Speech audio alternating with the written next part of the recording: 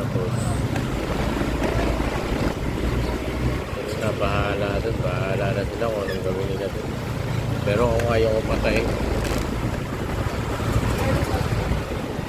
kahit pinatay niya yung isang manok ko, okay lang. Kahit kinain niya yung isang manok ko, okay lang. Ayaw ko siyang patayin. Although makain naman ako ng tawa, malitin dati.